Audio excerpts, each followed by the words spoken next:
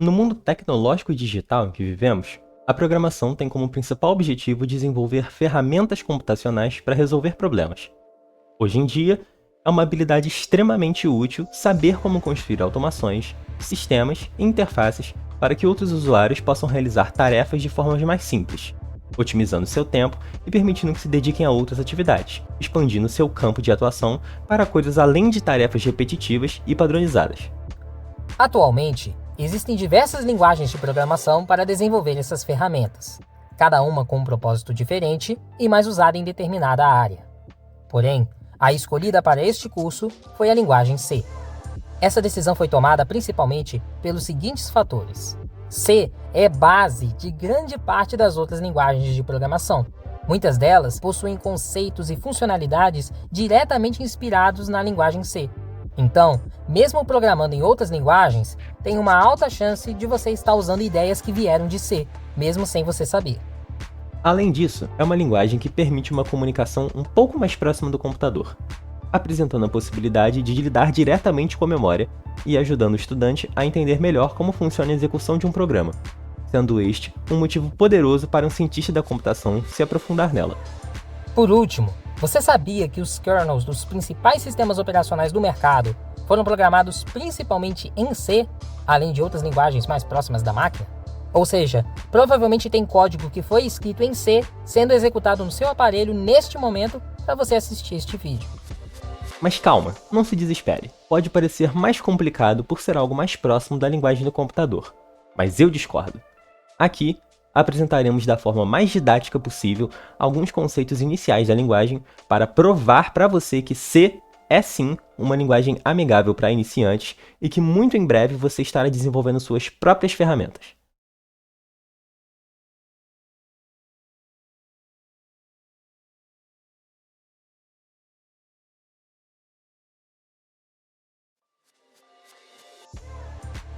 O computador, apesar do que pode parecer, não entende os comandos em palavras humanas de uma linguagem de programação. Assim, é necessário que ocorra a transformação dessa linguagem, que chamamos de alto nível, para a linguagem do computador, zeros e uns, o famoso sistema binário, a qual frequentemente chamamos de linguagem de máquina.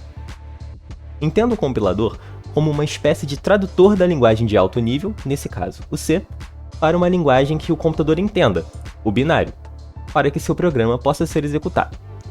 Neste tutorial, não nos atentaremos aos detalhes de como a compilação funciona, nem faremos ela manualmente. Vamos escrever nossos códigos usando um programa chamado CodeBlocks, que fará essa etapa por nós, de forma que precisaremos nos preocupar somente com a escrita do programa em si. Para instalar o CodeBlocks no seu computador com Windows, você pode baixar o instalador pelo site oficial do CodeBlocks. Vá no seu navegador e acesse o site codeblocks.org. Na página, vá no painel à esquerda e clique na opção Downloads, clique no link Download the Binary Release e depois, na seção de Downloads para o Windows, escolha essa opção que estou marcando aqui, em que está escrito MingW-Setup. Esta é a versão mais simples de instalar e a mais completa. Depois que o download do instalador terminar, execute-o. Se aparecer esta janela azul no seu computador, clique em mais informações e depois em executar mesmo assim. Pode ficar tranquilo que o programa é seguro. A instalação não tem mistério, só clicar Next, I agree, Next, Install e aguardar o fim da instalação. Ela pode demorar bastante tempo, então seja paciente. Ao fim da instalação, o instalador vai perguntar se você quer que o CodeBlocks abra sozinho assim que você fechar o instalador. Pode escolher a opção que quiser. E pronto, CodeBlocks instalado. Quando você abrir o CodeBlocks pela primeira vez, vão aparecer uma ou duas janelas a mais. Pode fechar elas sem problemas. Agora vamos criar nosso primeiro arquivo de código e executá-lo.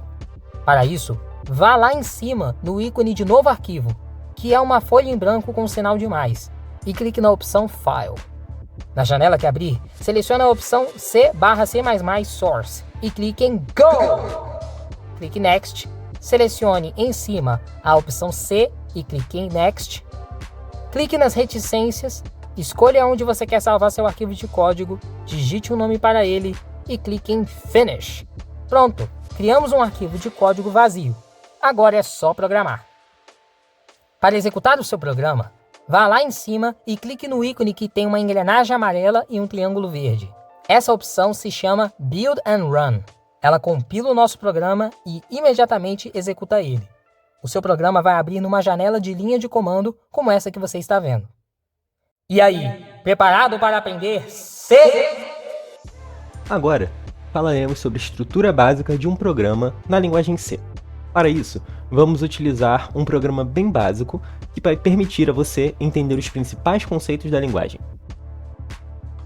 Este aqui é o famoso Olá Mundo, um programa que simplesmente exibe o texto Olá Mundo na tela do seu computador. Vamos explicar o código linha por linha, para que você possa entender o que cada um desses comandos faz. Aqui, na linha 1, temos a diretiva #include. Ela será responsável por informar ao programa quais funções externas, ou seja, que não estão no seu arquivo de código, serão utilizadas. Mas o que é uma função? Na programação, uma função é um bloco de código que executa algum procedimento e que é rotulado com um nome. Colocar um código dentro de uma função permite que você execute aquele código quantas vezes você quiser dentro do seu programa, sem precisar repeti-lo, utilizando apenas um único comando. E não só podemos criar nossas próprias funções, como podemos utilizar funções criadas por outras pessoas, a fim de facilitar o nosso trabalho. Neste caso, estamos usando no nosso programa a biblioteca stdio, Standard Input e Output, uma espécie de pacote que nos dá várias funções relacionadas à leitura e à escrita de dados em C. Aqui, na linha 3, podemos ver essa função main, que é a função principal de todo o programa C, a primeira parte do seu código que vai ser executada assim que o programa for iniciado. Dentro dessa função está o código principal do seu programa. Repare que temos um abre-chaves logo no início da função e um fecha-chaves no final, delimitando onde a função começa e onde ela termina. Uma função pode ou não nos devolver um valor de saída, assim que ela for encerrada. Antes do nome da função, nós indicamos que tipo de valor ela vai retornar. Neste caso, é um número inteiro. Falaremos mais sobre isso depois. Após o nome da função, temos esses parênteses. Dentro deles, indicamos quais informações de entrada, ou argumentos, essa função vai receber. Neste caso, não colocamos nenhum, mas mesmo assim precisamos escrever os parênteses. Aqui, na linha 4, usamos uma das funções da biblioteca stdio, o printf, que escreve, ou imprime, um texto na tela. É esse comando que faz o texto Olá Mundo ser exibido na tela. Veja que não precisamos saber como essa função foi programada, apenas como utilizá-la. E dessa vez, os parênteses não estão vazios. A função está recebendo como argumento o texto que queremos exibir na tela. Por enquanto, não se preocupe muito com os detalhes de como usar essa função. Isso será melhor explicado posteriormente. Por fim, temos o comando return, que faz a função que está sendo executada no momento ser encerrada e, se for o caso, devolver um valor. Aqui, estamos fazendo a função main retornar o valor 0, indicando que o programa encerrou com sucesso. Na programação, existe uma série de conceitos a serem aprendidos. Porém, um dos mais importantes, presente desde os programas mais básicos até os mais avançados, são as variáveis. Pense nas variáveis como caixinhas, onde você vai poder guardar alguma informação que você não deseja perder. Por exemplo, em um programa onde você quer calcular a média de um aluno, você precisa guardar essa média em algum lugar para poder usar esse valor depois, certo? Esse lugar é uma variável. Agora, pense na seguinte situação da vida real. Você tem uma agulha. O que faz mais sentido? Guardar esta agulha em uma caixa pequena ou em um enorme baú? Esta analogia nos ajuda a entender os tipos de variáveis. Variáveis de tipos diferentes servem para guardar tipos diferentes de dados, como um número ou uma letra. Os nomes dos tipos servem como etiquetas, que dizem qual é o tipo de conteúdo e o tamanho da caixinha. Os tipos de variáveis mais básicos que a linguagem C oferece são int, que representa um número inteiro, seja positivo, seja negativo, float, que representa um número com parte fracionária, ou seja, com dígitos depois da vírgula, e char, que representa um caractere, uma letra. Repare que o caractere tem que ser colocado entre aspas simples, não basta colocar só a letra sozinha. Você pode se perguntar, e se eu usar o tipo de variável errado para a minha informação? Bom, às vezes é possível usar etiquetas que não condizem com o real conteúdo da caixinha, mas isso pode gerar vários problemas. Primeiramente, isso tornaria a organização das suas caixas totalmente imprevisível e confusa. Um exemplo seria ter uma caixa bem grande, com uma etiqueta em que está escrito armário e quando você abre, só tem uma agulha dentro. Isso não faz o menor sentido, certo? Além de ser um grande desperdício de espaço. Em segundo lugar, pode ser que o tipo que você escolheu não comporte ou não suporte a informação que você quer armazenar, o que pode resultar em perda de informação ou alteração de dados. Suponha que temos um número fracionário, como 42,76, e que eu decido guardá-lo numa caixa com a etiqueta int. O que acontece é que o int não guarda a parte fracionária do número, então a perderemos. E o valor que vai passar a existir nessa caixa será somente o 42. Por isso, é muito importante tomar cuidado com os tipos que usamos em nossas variáveis. Esses comportamentos que parecem inofensivos podem quebrar programas que envolvam cálculos que precisam de uma certa precisão. O C é uma linguagem bem extensa e com várias funcionalidades. Porém, apresentaremos aqui somente os principais. A partir de agora, vamos desenvolver um programa um pouco mais útil. Um programa para calcular a média de um aluno. Primeiramente, a estrutura básica do programa é essa. Temos a abertura da função main, 3 números com parte fracionária e o return 0. Mas, nessa linha, já vemos uma nova funcionalidade, operações aritméticas. Suponha que as variáveis P1 e P2 representem, respectivamente, as notas da primeira e segunda prova do aluno em questão. Sabemos que para calcular a média, precisamos somar as notas e dividi-las por 2. Para isso, entram as operações aritméticas. Aqui vão as principais, mas ainda existem outras que não serão mencionadas neste vídeo. Repare que usamos os parênteses para definir a prioridade das operações. No exemplo, temos, abre parênteses, P1 mais P2, fecha parênteses, dividido por 2. O que indica que a adição será feita primeiro, e o resultado dessa operação é que será dividido por 2. Agora, precisamos mostrar o resultado desse cálculo na tela.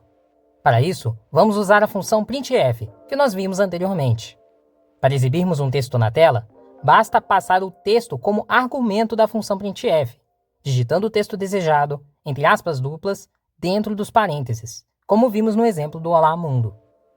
Um detalhe importante é que o printf começa a escrever na tela logo após a última coisa que foi escrita, sem dar espaço nem pular de linha automaticamente. Se você fizer vários printf seguidos, sem nenhum caractere de espaço no início ou no final, vai ficar tudo grudado na saída. Se quisermos pular de linha, devemos inserir no texto um comando especial, o _n. Vou colocar um _n em cada printf. Veja o efeito na saída.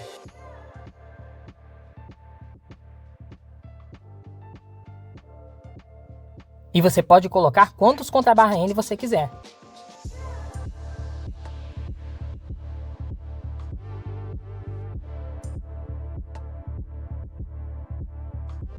Entretanto, isso não é suficiente para o nosso caso, pois o valor da média está em uma variável, não é um texto fixo. Mas isso não é um problema, porque o printf também pode imprimir o valor de variáveis. Para isso, basta acrescentar elas como argumentos extras na função e colocar, no texto que está entre aspas, os códigos de formatação que correspondam aos tipos das variáveis. Na impressão final, cada código de formatação será substituído pelo valor de uma variável. Temos vários códigos de formatação, mas os mais básicos são %d para variáveis do tipo int, %f para variáveis do tipo float e %c para variáveis do tipo char. Agora, já sabemos como exibir a média na tela, mas nosso programa tem uma outra limitação. Toda vez que quisermos calcular a média de um outro aluno, com notas diferentes das provas, temos que alterar o código com as notas dele e recompilar o programa, o que é muito inconveniente. A função que nós vamos utilizar é o scanf. Essa função pausa a execução do programa e espera enquanto o usuário digita as informações que desejar, até que ele pressione a tecla Enter. Quando o usuário aperta Enter, as informações são lidas e salvas nas variáveis que você especificar.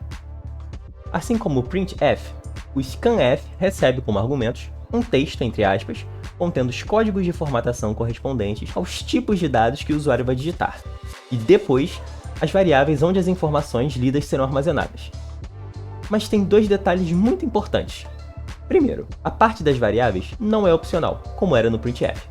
E segundo, você não coloca exatamente as variáveis onde você quer salvar as informações, mas sim os endereços das variáveis. Mas o que seria isso? Bem, com algumas exceções que não vêm ao caso, as variáveis representam dados que estão guardados na memória principal, a famosa memória RAM, do seu computador. Assim como em uma rua, cada casa tem um número que indica sua posição na rua, cada lugar na memória tem um endereço, um número que indica em que posição da memória aquele conjunto de zeros e uns está. Quando o seu programa lê ou escreve em uma variável que está na memória, ele acessa a variável através do seu endereço. O que acontece é que, na linguagem C, quando você passa uma variável como argumento de uma função, a função recebe apenas o valor da variável e não onde ela está armazenada. A função passa a ter a sua própria cópia local da variável e tudo o que a função faz com ela não afeta a variável que está do lado de fora. Por isso, diferente da função printf, que normalmente só precisa dos valores das variáveis, a função scanf normalmente precisa dos endereços delas. Eu sei, é bastante informação, mas não se desespere. Isso não significa que o scanf é complicado de usar. Na prática, isso significa apenas que, normalmente, você vai ter que inserir o símbolo e-comercial antes do nome da variável. Em C, esse símbolo significa endereço de. Esquecer do e-comercial no scanf normalmente vai fazer com que seu programa dê erro. Agora que sabemos como ler e escrever dados, vamos incrementar nosso programa inicial. Lembrando que, como vamos usar funcionalidades de entrada e saída, precisamos usar o include apropriado.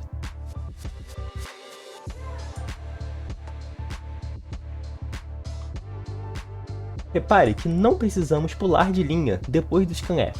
O próprio Enter que o usuário aperta já faz o cursor pular de linha para nós. Mas o que fazemos se queremos que o programa tenha um comportamento diferente dependendo do valor da média do aluno? Por exemplo, escrever na tela que o aluno está aprovado, caso a média seja maior ou igual a 6, ou reprovado, caso a média seja menor que 6. Podemos usar um poderoso recurso, as estruturas condicionais, que permitem alterar o comportamento do programa com base no resultado de um teste definido pelo programador. Mas como elas funcionam? Uma das estruturas condicionais básicas presentes em C é o if-else, ou se-senão. Se a condição for verdadeira, fazemos o que estiver dentro do primeiro bloco. Se não, executamos o segundo bloco. A parte do else é opcional. Podemos ainda trabalhar com operadores lógicos e de comparação para comparar valores, como e, ou, não, igual, maior, menor, maior ou igual, menor ou igual, etc. Eles funcionam de maneira semelhante aos aritméticos, com a diferença de que retornam somente 0, falso, ou 1, verdadeiro. Agora, podemos incrementar mais ainda o nosso programa com o uso dessas estruturas.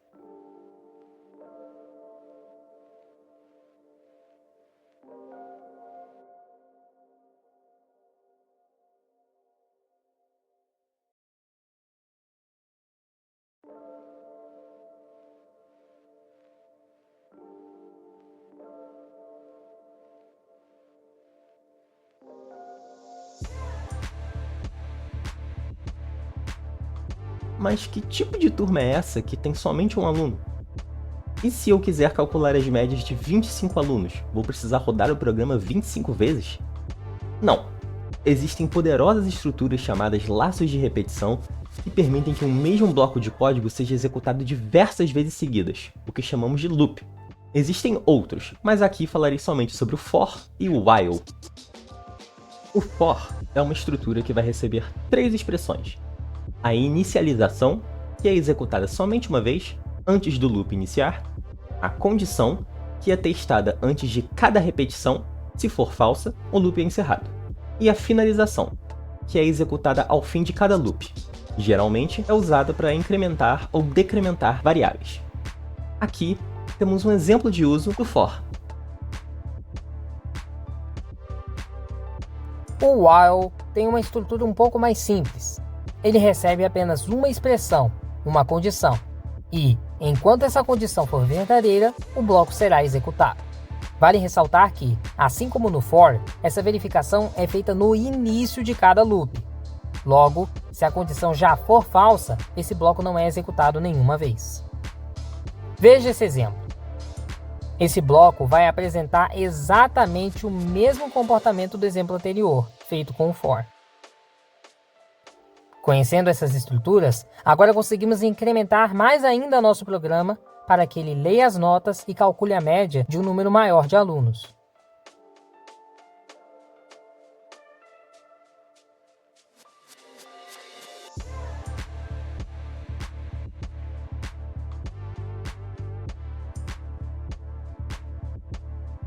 Agora, só para fins de embelezamento e melhorar a experiência do nosso usuário utilizando o programa, adicionaria alguns detalhes a mais na impressão.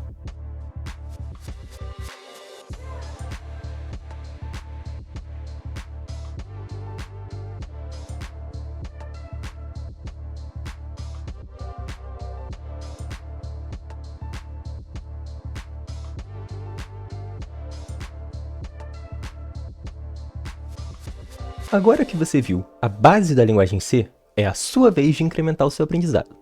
Busque exercícios, desafios e até mesmo pequenos projetos pessoais para que você cada vez mais se familiarize com essa poderosa linguagem. O que mostramos foi apenas a ponta do iceberg, mas ainda há um vasto mundo em C que você pode desbravar.